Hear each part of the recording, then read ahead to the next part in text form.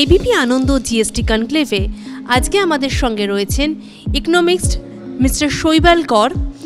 প্রথমেই এই অনুষ্ঠানে আপনাকে স্বাগত এবং এবিপি আনন্দ জিএসটি কনক্লেভে আপনার নিজের মতামত জানাতে পেরে আপনার কি অভিজ্ঞতা হলো, কেমন লাগলো যদি আমাদের সঙ্গে শেয়ার করেন। নমস্কার, আমি এবিপি আনন্দতে এই বিষয়ে অনেক সময়তে বলে থাকি, সুতরাং এটা একটা প্রিভিলেজ।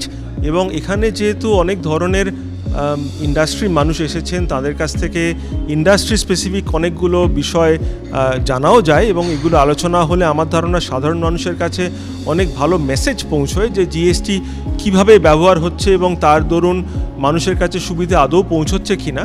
এটা শুধুমাত্র একতরফা একজন অর্থনীতিবিদের কাছ থেকে শোনার থেকে আমার মনে হয় যারা সত্যি সত্যি ইন্ডাস্ট্রিতে প্র্যাকটিস করেন তাদের কাছ থেকে শুনলে মানুষ অনেক বেশি প্র্যাকটিক্যাল ইনফরমেশান পান।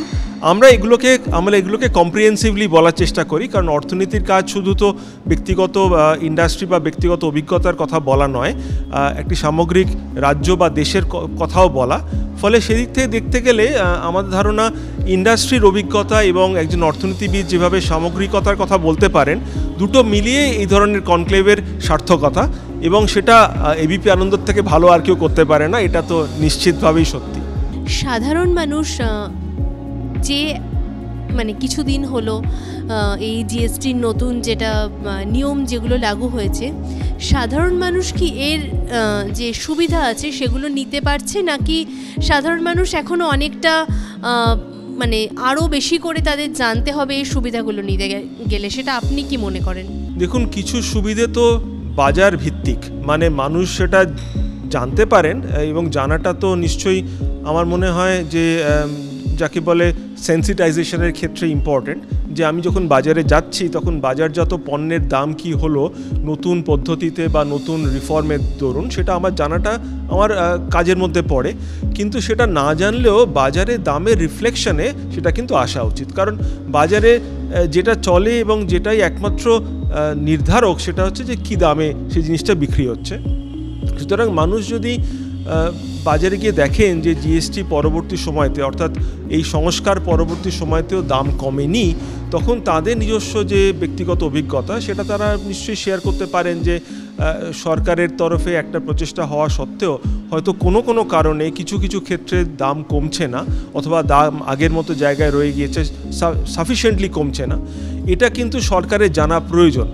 আমার মনে হয় যে অনেক ক্ষেত্রেই অনেক মিডল ম্যান থাকেন, অনেক মিডল বিজনেস থাকে, যারা হয়তো পুরো দামের সুযোগটা ক্রেতার কাছে পৌঁছানোর পথে বাধা সৃষ্টি করেন। তো সেইটা মানুষকে জানাতে হবে জায়গা মতন, যে ধরুন যে জিনিসের দাম 12% থেকে 5% হয়েছে কিংবা শূন্যতে এসছে, তারপরেও আমাকে যদি বেশি দাম বেয়ার করতে হয় তাহলে সেটা জায়গা মতো পৌঁছতে হবে ইনফরমেশন হিসেবে।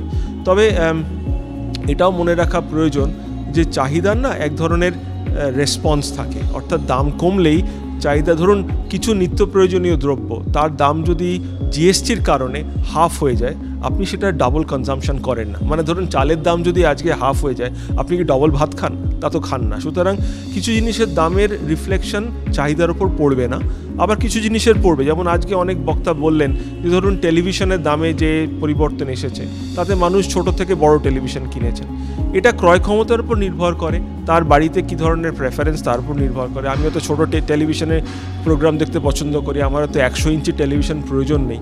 ফলে এটার যে ইম্প্যাক্ট পড়বেই চাহিদার ওপর, এটা নির্ধারিতভাবে বলা যায় না, কিন্তু এটা এক্সপেক্টেড। ফলে মনে করাতে পারে ভারতবর্ষের মতো এত জনবহুল দেশ, 140 কোটি 150 কোটি মানুষ থাকেন, তাদের বিভিন্ন ধরনের রিয়াকশান হবে এবং সেই রিয়াকশান সামগ্রিকভাবে অর্থনীতির ওপর একটা প্রভাব ফেলবে এবং সেটা পজিটিভ হবে, এটা সরকার আশা করছেন, এবং সেটা সময়ের সঙ্গে দেখা যাক কীরকম দাঁড়ায়।